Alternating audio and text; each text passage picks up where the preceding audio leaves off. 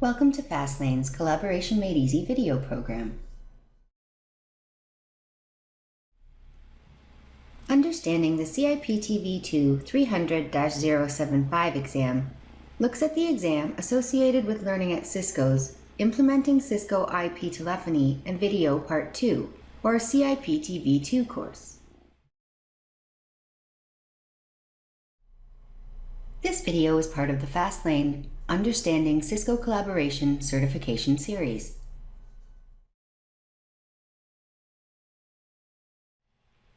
The CIPTV2 300-075 exam is the key to upgrading your CCNP voice certification to CCNP collaboration.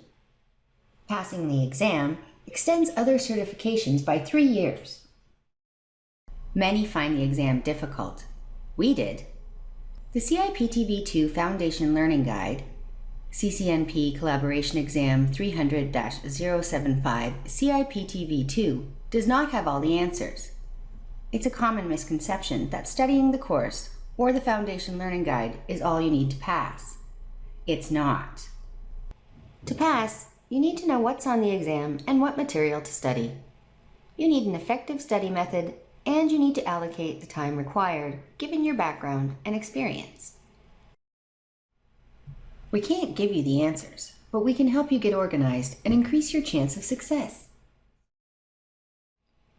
Here's what we'll talk about in this webinar. The CIPTV2 300-075 blueprint provides the topics from which questions on the exam are drawn. This is the most important information. Study materials for the blueprint topics. Study methods you can use to learn the material. And the effort required to pass the exam. The blueprint tells you what's on the exam. The Cisco Learning Network has a page describing each exam. Here's the link to the page for the CIPTV2 exam. The page provides an overview of the exam, exam topics, this is the blueprint, some study material for the blueprint topics, and some practice questions. Review this carefully.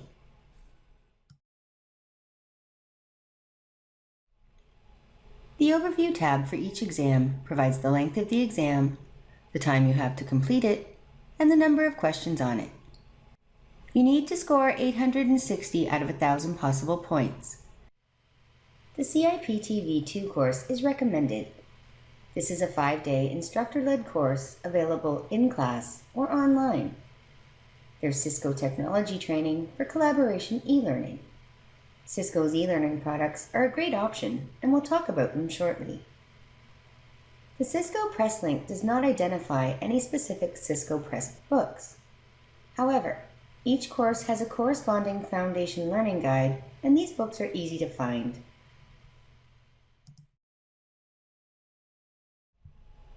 Under Exam Topics, you find the blueprint. Questions on the exam can be drawn from any of these topics from any source. On the left are the topics. On the right is an indication of the percentage of exam questions drawn from each topic. We'll look at the detail for each of these topics. Exam questions are not restricted to either the CIPTV2 course or Foundation Learning Guide. You need to have a good understanding of the material in the blueprint. Finding the right material to study is your first priority. Telepresence Video Communications Server, or VCS topics, make up about 1/3 of the exam. 17% of the exam questions concern VCS control, and another 12% concern Collaboration Edge, which is based on VCS Expressway. There are also questions on implementing trunks between CUCM and VCS, an item under the Describe and Configure a Multi-Site Dial Plan for Cisco Unified Communications Manager topic. VCS is not simple. Some collaboration professionals have worked extensively with VCS, particularly to register H.323 endpoints, but many have not. If you haven't worked with VCS, then you need to allocate enough time to come up to speed on these topics. Also on the exam are questions about QoS and centralized call processing redundancy. The Configure CUCM Video Service Parameters topic is straightforward and represents only 9% of the exam questions. There are questions on centralized call processing redundancy. This topic includes configuring Cisco Unified Remote Site Telephony, or SRST, operations. You can spend weeks just studying SRST. Only 10% of the questions are on centralized call processing redundancy, so manage your time.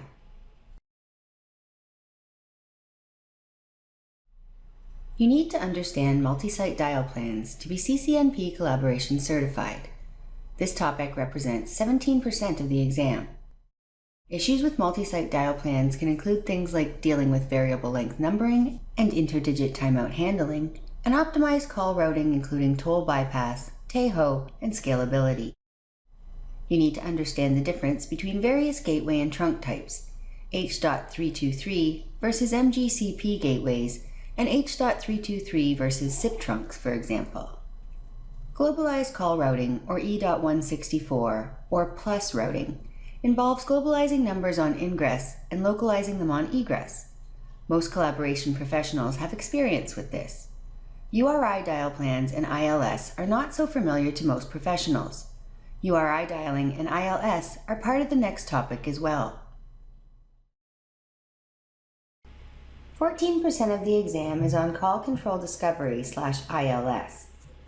ILS is the intercluster lookup service, which includes the global dial plan replication feature, supporting the dynamic exchange of URIs and numbered call routing information between Cisco Unified Communication Manager clusters. URI dialing and ILS are not so complicated. This topic also includes Call Control Discovery, or CCD, and the Service Advertisement Framework, or SAF. SAF allows call routing information to be propagated by a network of SAF-enabled routers. Cisco CCD is the application that utilizes SAF to advertise the reachability of internal directory numbers and PSTN backup numbers. SAF is fairly complicated. It's not widely deployed, and few collaboration professionals have experience with it in real deployments. Passing the exam is difficult if you do not understand SAF and CCD. 9% of the exam concerns extension mobility and unified mobility. These topics are not hard, and many collaboration professionals have experience with their deployment. 12% of the exam concerns bandwidth management and call admission control on the CUCM. You need to understand enhanced location CAC, and you need to know about monitoring tools like RTMT. Knowing the blueprint, the next question is, what should I study? How do I know what to study? That's a big question. There are many topics on the exam. We just reviewed them for you.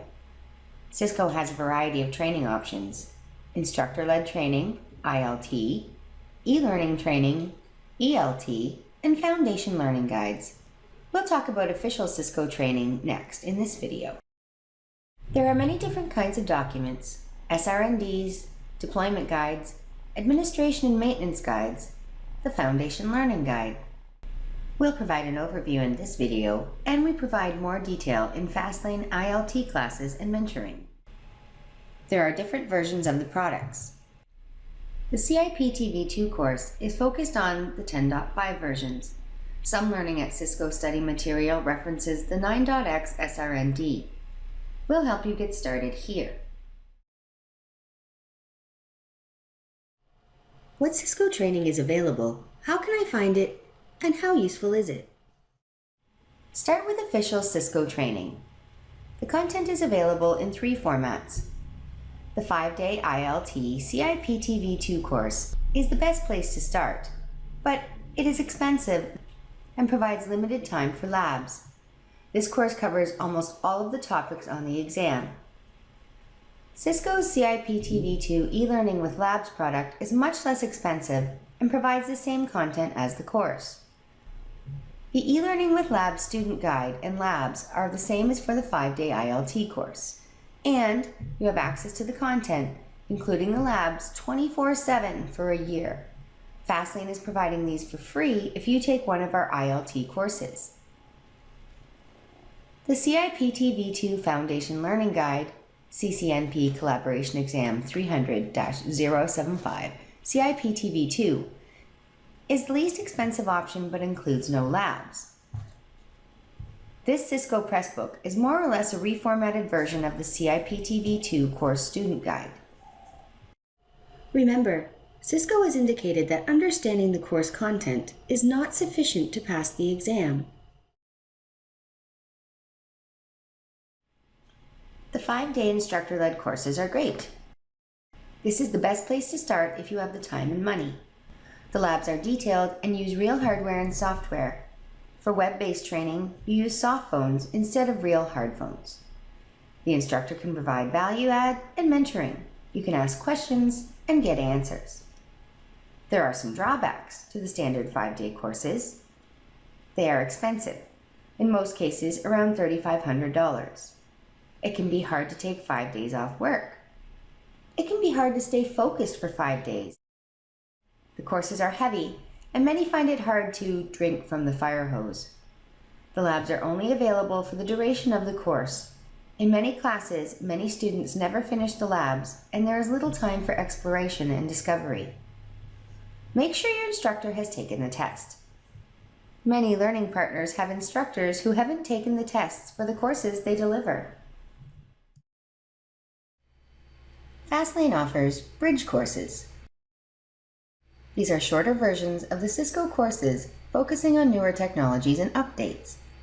Investigate these if you are familiar with some, but not all, of the content in the standard 5-day courses.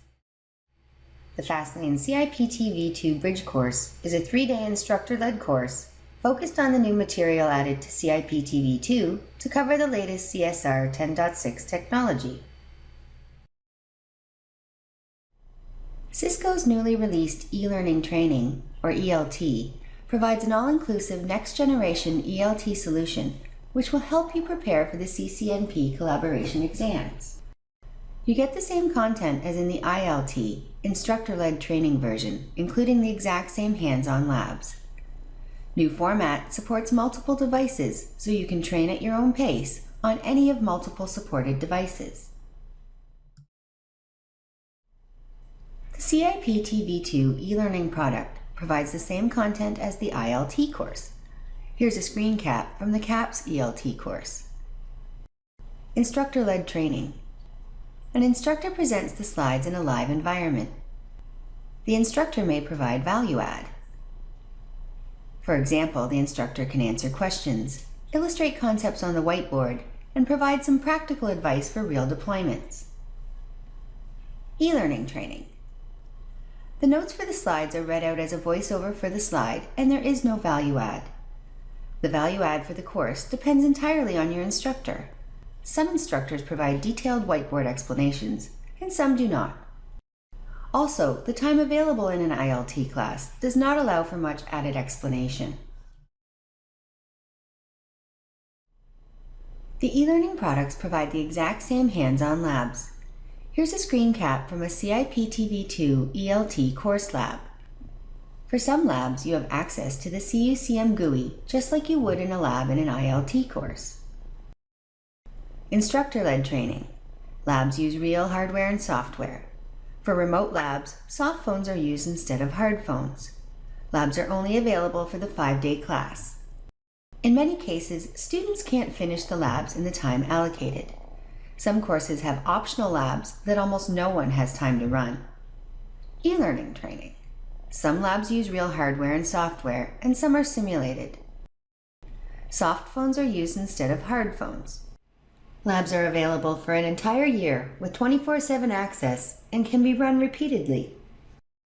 While some labs aren't as real as in the ILT course, the trade-off is that they are available for a full year with 24/7 access and can be run repeatedly.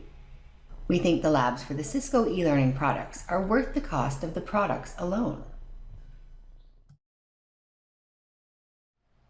Fastlane is offering bundles to help you with your certification. Take a standard Cisco collaboration course from Fastlane and get a free 1-year subscription to the corresponding ELT course. You can maximize the benefits of the instructor-led training by reviewing the material in the ELT before attending the ILT course. You can rerun the labs for the course for a year after you've taken the course.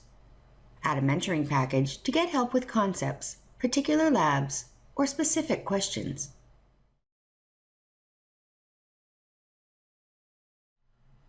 What about the Cisco Press Foundation Learning Guides? Many people aren't aware that the Foundation Learning Guides are mostly just reformatted versions of the course student guides. The student guides are reproduced in these books, so they are an inexpensive way to get the course content. There's some value add, but if you've taken the course and have the student guide, then purchasing this book doesn't make a lot of sense. The same is true if you have purchased the e-learning product. A downside to the Cisco Press book is that there are no labs. Without hands-on labs, it's very difficult to pass the exams. What about other official documents? There are many different kinds of documents available for free, including SRNDs, Solution Reference Network Design Guides, Administration Guides, Deployment Guides, Feature and Service Guides, and Cisco Live Presentations. It's not enough to study the courseware of the Foundation Learning Guide. To pass, you'll have to dig deeper. What about unofficial material, like YouTube videos? There's a lot of good content out there on YouTube, and it's also free. So much material. What should I study?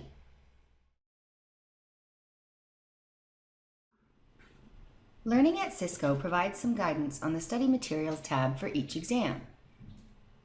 Here is the link for this tab for the CIPTV2 exam. Let's dig a little deeper into this. Learning at Cisco provides some recommendation for these topics.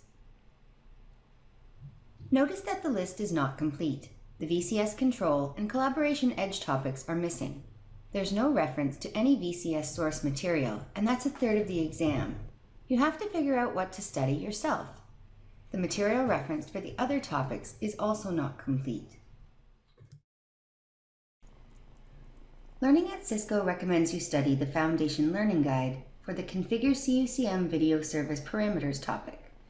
But the Foundation Learning Guide doesn't cover configuring DSCP or Cluster-Wide Parameters System QoS.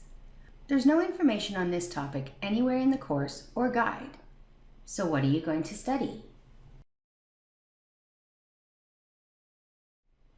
Think about it. Start with the basics. Go find the cluster-wide QoS parameters. Here's a screen cap, and here's the link. You don't have to memorize the parameters, but you should know some of the more important values. DSCP for audio calls, DSCP for video calls, and DSCP for telepresence calls, also referred to as immersive video. If DSCP values are important, then you probably should know some basics. Here's a table from the QoS SRND. You need to know this table for sure. And don't forget about EF.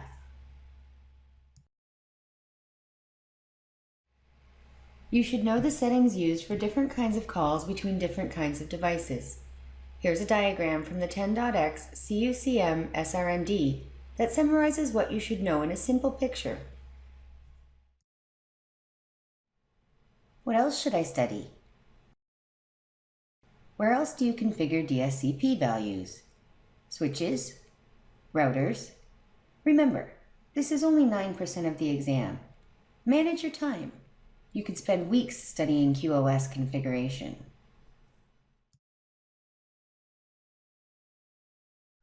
We can't go through all the study material here.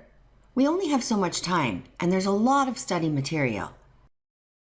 At Fastlane, our CCNP collaboration courses have been enhanced to include exclusive exam prep content, including discussion of sources for study material. You can get more information by taking one of our CCNP collaboration certification or certification bridge courses. Our mentoring service, available for purchase with the ELT courses, provides even more information on these topics. Let's talk about study methods and time required. How should I study, and how long will it take?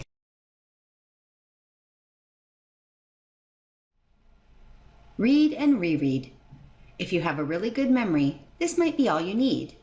You have to start somewhere. For most people, this is good for a first step, but problematic as a complete solution. Take notes and summarize. You need to get organized to do this effectively. We look at building crib notes.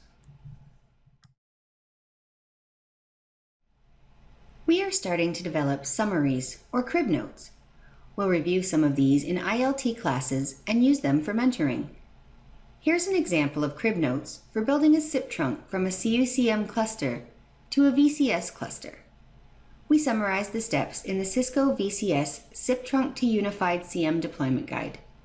On the left, you see a summary of the steps, and on the right, you see detail on important settings for each step. We use this to study for the CIPTV2 exam based on the Implement Trunks to VCS topic on the CIPTV2 blueprint.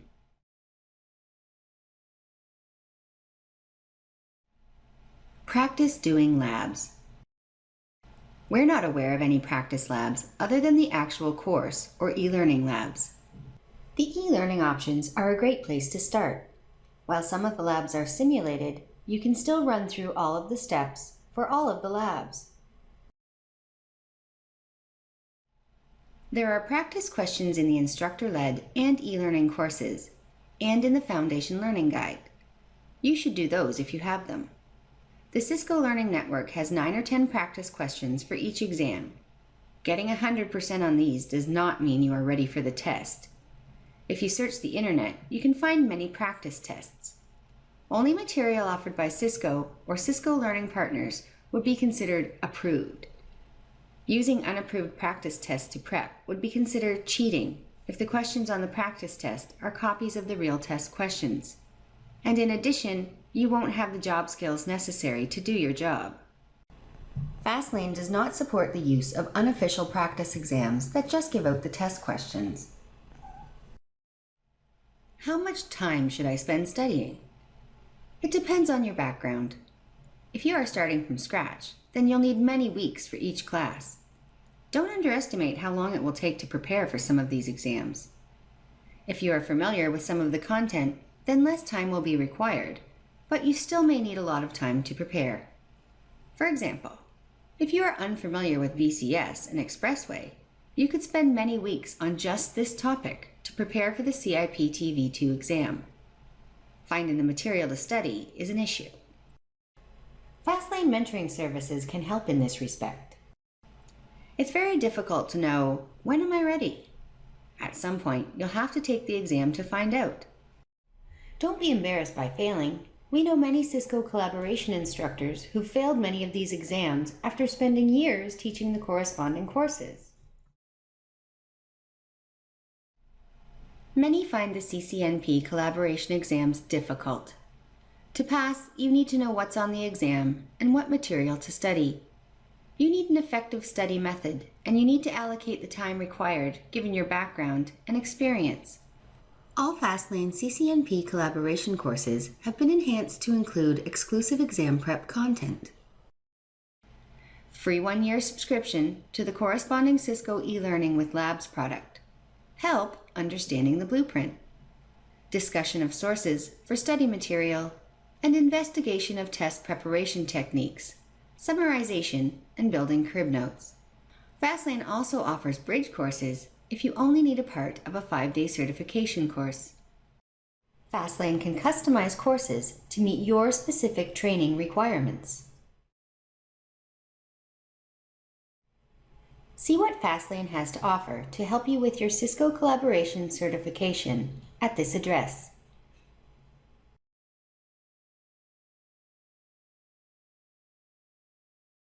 Thank you for taking the time to watch our video, and we wish you good luck with your efforts to prepare for the Cisco collaboration exams.